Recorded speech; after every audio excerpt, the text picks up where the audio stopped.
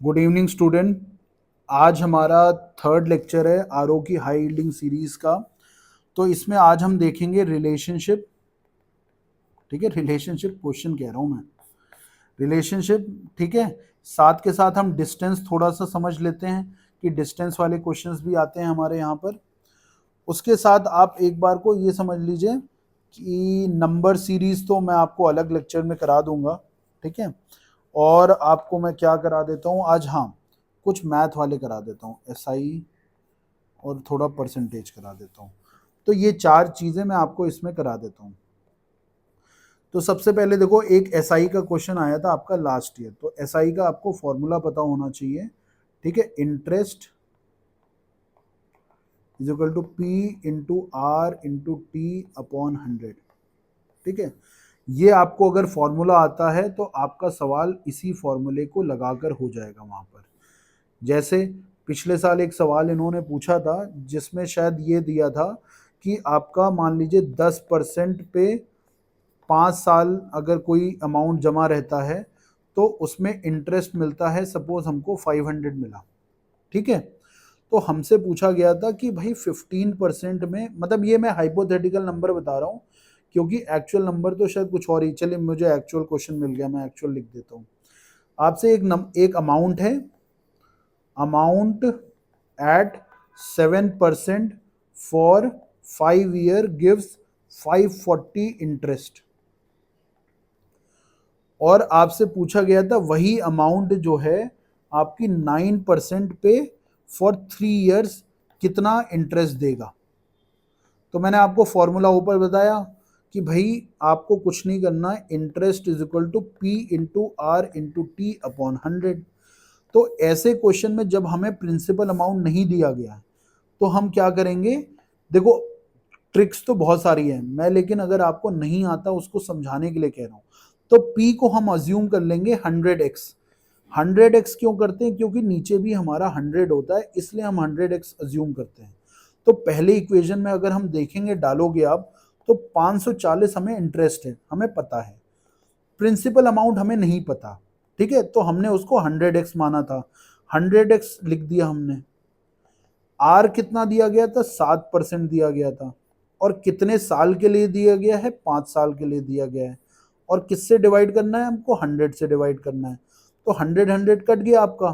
ठीक है, तो यहाँ पर x अगर आप देखते हो तो x आएगा आपका 540 अपॉन 7 इंटू 5। अब आप इसको सॉल्व कर लो। ठीक है, आप इसको सॉल्व करोगे तो आपको आंसर आ जाएगा। ठीक है, तो इससे ही, मतलब यही, इससे डिफिकल्ट सवाल तो मैं उम्मीद नहीं कर रहा हूं कि आपसे वहां पे पूछा जाएगा। ठीक है, तो यहां पर आपने देखा कि आपको यहां पर आ गया 80, और ये आप 5 से डिवाइड करते हो तो 13016 आ गया। तो यानी कि x की वैल्यू क्या है, 16 है, और अमाउंट आपकी कितनी आ गई, अमाउंट आ गई आपकी 1600। ठीक है, अमाउंट आपको पता चल गई 1600 है। तो अब आपसे पूछा गया था इंटरेस्ट, पूछा गया है। इंटरेस्ट कब पूछा गया है, जब आपकी अमाउंट 1600 है। ठीक है, प्रिंसिपल अमाउंट। इंटरेस्ट आपको 9% दिया गया है, टाइम 3 दिया गया है, और 100 से डिवाइड कर देना है। 100 से कटेगा, आप इसको सॉल्व कर लोगे, आपका आंसर आ जाएगा। ठीक है, तो इंटरेस्ट पे बहुत ज्यादा डिफिकल्ट क्वेश्चन नहीं आएगा। आप इस फॉर्मूला को याद रखना। आपको एक चीज नहीं दी गई होगी, बाकी चीजें दी गई होंगी, और आपसे वो पूछ लेगा। ठीक है, तो यहां पर कोई डिफिकल्ट सवाल नहीं बनेगा। बस हाँ, एक चीज याद रखना, हो सकता है अगर बहुत ज्यादा कठिन सवाल बनाएगा तो पता है क्या बनाएगा, वो ऐसे लिखेगा कि अमाउंट डबल्स इन 3 ईयर्स। ठीक है, at certain interest. How much time will it take to double at half interest rate, half rate. जो इसमें इंटरेस्ट था उसमें आधा कर दिया आपने। तो देखो, ज्यादा से ज्यादा बहुत कठिन बनाएगा तो यहां तक पहुंचेगा। तो यहां पर देखो, मैं ओरली तो आपको आंसर बता सकता हूं, बट जिनको नहीं आता है उनको समझने के लिए मैं थोड़ा सा सॉल्व करके बताता हूं। तो आपने अमाउंट ले ली, आपने सपोज 100x, ठीक है। आपको अगर अमाउंट डबल हो जा रहा है, तो अगर अमाउंट डबल हो जा रहा है तो अब कितना हो गया, 200x हो गया अमाउंट, ठीक है। इंटरेस्ट यानी कितना हुआ आपका, 100x हुआ ना, सिंपल। ये प्रिंसिपल है, ये अमाउंट है, इससे माइनस कर दोगे तो आपको इंटरेस्ट मिल गया। तो इंटरेस्ट 100x था, ठीक है, और आपको ये 100x था प्रिंसिपल। आपको यहां पर ये लिखा था रेट क्या है, आर, ठीक है, और टाइम कितना गया था, 3 साल, ठीक है। तो 100x कैंसिल हो गया, तो आर आपको पता चल गया कि कितना आ रहा है भाई, 100/3 आ रहा है, ठीक है। आर हमको पता चल गया ना यहां से कि 100/3% है। अब मैंने कहा कि इसको हम आधा कर देते हैं, इसको आधा करेंगे तो कितना हो गया, 50/3, ठीक है। अब हमको पता है 100x इंटरेस्ट चाहिए क्योंकि डबल करना है ना, 100x हमारा प्रिंसिपल भी था, ठीक है। इंटरेस्ट रेट अब हमारा 50/3 हो गया। अब की बार हमें टाइम नहीं पता, टी हमने लिख दिया, तो 100x तो कैंसिल हो गया, 50 से 100 2 हो गया, तो टी कितना हो गया आपका, 6 ईयर्स, क्योंकि 3 into 6 और इधर जाएगा तो 6 ईयर हो गया। अब यहां पर आपको ये चीजें आप ओरली भी कर सकते हो, बट इसको मैंने आपको बताया कि आप चुपचाप करके फॉर्मूला रख के कर लेना, गलत नहीं होना चाहिए। क्यों, जल्दबाजी में आपने एक क्वेश्चन गवाया, वो बहुत खलता है। मुझसे भी बहुत बार सिली मिस्टेक हुई है, मुझे आज तक दुख होती है कि यार मैंने इतना ओरली क्यों कर लिया, ठीक है। तो कई बार ओरली करने में हमारी गलतियां हो जाती हैं। आप ये फॉर्मूले में चीजें रखना, एक एक चीज को निकालना और आपका ये सॉल्व हो जाएगा। दूसरी चीज जो मैंने आपको आज कही वो कराने के लिए क्या था आज, हाँ, डिस्टेंस और रिलेशन। तो देखो डिस्टेंस में क्या करना, सिर्फ ये चीज याद रखना, direction, north south east west, north east, ठीक है, south west south east north west, ये डायरेक्शन आपको पता होने चाहिए। दूसरी चीज क्या है, आपको ऐसे क्वेश्चंस में पेज को उल्टा करके सीधा करके करना। जैसे मान लीजिए मैंने क्या कहा कि राम है, राम अपने घर से निकलता है और 5 किलोमीटर चलता है, और 5 किलोमीटर किस डायरेक्शन में चलता है, ईस्ट के डायरेक्शन में चलता है। तो मान लो मैं यहाँ पे खड़ा हूँ, राम जो है 5 किलोमीटर ईस्ट की तरफ गया, मैंने लिख दिया 5 किलोमीटर। अब हमने कहा कि ये लेफ्ट लेता है, तो बहुत से लोगों को लेफ्ट और राइट में गलती क्या होती है कि वो उस डायरेक्शन में नहीं सोचते। तो आपको पन्ना मोड़ लेना है, पन्ना मोड़ लोगे तो आपसे गलती कभी नहीं होगी। तो अपने फेस को एरो के डायरेक्शन में कर लो, एरो के डायरेक्शन में जैसे ही अपने फेस को करोगे तो आपको पता चल जाएगा भाई लेफ्ट इधर है। तो मैंने कहा 10 किलोमीटर ये लेफ्ट की तरफ जाता है।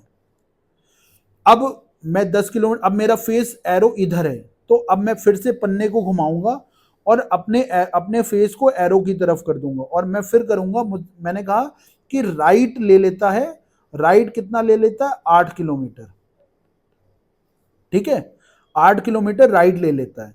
अब आपसे सवाल पूछा जा सकता है कि वो किस डायरेक्शन में है, तो अपना पता है ईस्ट में है। आपसे पूछा जा सकता है कि कितनी दूरी पर है, तो दूरी निकालने के लिए आपको पाइथागोरस थ्योरम लगाना है। पाइथागोरस थ्योरम क्या होता है, ए बी है तो ये A square plus B square under root होता है, बस ये आपको लगाना है।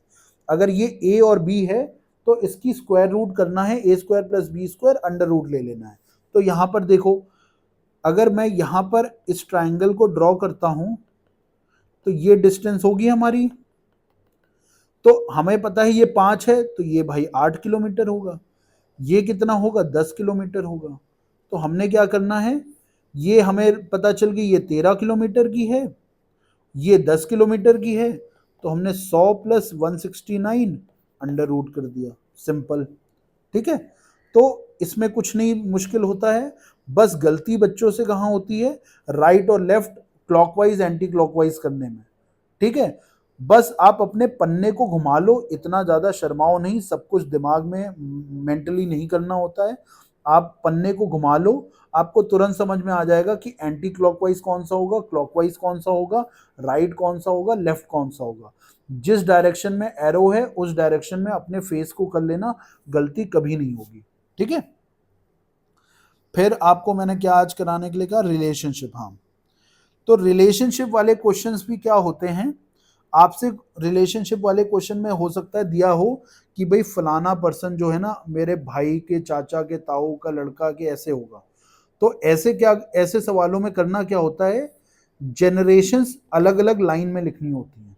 ठीक है, तो आपको पता चल जाएगा कि भाई अगले की जनरेशन कौन सी है। ठीक है, अगर मैंने कहा कि सामने वाला मेरे पिता के भाई का लड़का है, तो व्हाट आई हैव सेड कि ए ने कहा B is son of my brothers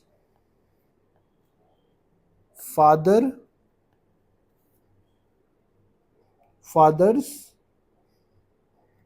ठीक है, तो मैंने सिंपल है अभी, ए जो है बी का क्या है, बेटा है, B is son of my brother's father. ठीक है, ए ने कहा B is son of my brother's father. तो भाई अब हम कहां से शुरू करते हैं, हम शुरू करते हैं यहां से, माय ब्रदर्स फादर। तो अगर मान लो मैं यहां पर खड़ा हूं तो मेरा भाई मेरे बराबर खड़ा होगा मेरी जनरेशन में, ऐसे एरो करके या लिंक कर देना। और उसमें मैंने कहा कि उसका फादर कौन होगा, यहां पर आ गया फादर, नेक्स्ट जनरेशन। ठीक है, तो मैंने कहा कि जो ये है बी है वो किसका बेटा है, मेरे भाई के पापा यानी फादर का लड़का, यानी वापस से इसी डायरेक्शन में आना है। ठीक है, तो यहां पर बी आ गया। तो अब अपने को पता है कि ये बी क्या होगा, ए का भाई होगा, सिबलिंग होगा। ठीक है, अब यहां पर खेल है, एक चीज ध्यान रखना, जब भी मेल के लिए स्क्वायर यूज करना, फीमेल के लिए सर्कल यूज करना। ठीक है, मान लो यहीं पर उल्टा होता, यहां पर आपको ये लिखा होता कि आपको बी का जेंडर ना पता चल रहा होता। बी का जेंडर कैसे नहीं पता चलता, मान लो बी का ये कहने का मतलब होता है कि ये लिखा होता कि बीस पेरेंट, ऐसे लिखा होता, तो 20 पेरेंट लिखा होता, तो भाई सामने वाले का जेंडर तो पता नहीं चला अपने को। तो जब जेंडर नहीं पता चलता है तो आपको दोनों साइड हो सकता है, ब्रदर भी हो सकता है, सिस्टर भी हो सकता है। तो इसलिए क्या है, मेल के लिए आप स्क्वायर यूज कर लेना, फीमेल के लिए सर्कल यूज कर लेना। ठीक है, इससे आपको कंफ्यूजन नहीं होगा रिलेशन बताने में। और जनरेशंस आप अलग अलग उसमें लेवल्स में रखना, और एक ही जनरेशंस में आप एरोस का इस्तेमाल करना। ठीक है, बाकी मैं प्रैक्टिस कराने के लिए आपको और सवाल करा सकता हूं, बट अभी वो टाइम नहीं है। ठीक है, आप खुद से प्रैक्टिस कर लीजिएगा, अगर आपको कोई डाउट आती है आप बिल्कुल पूछ लेना। ठीक है, और मुझे लगता है नहीं है कि इसमें आप बहुत ज़्यादा विशेष अब कोई सवाल आपके बचते हैं, कैलेंडर मैंने आपको करा दिया है। ठीक है, हाँ क्लॉक वर्क बचता है, क्लॉक वर्क मैं नेक्स्ट लेक्चर में करा दूंगा, और कोई मिसलेनियस टॉपिक जैसे अगर बचता है तो वो मैं करा दूंगा। ठीक है, थैंक यू स्टूडेंट्स।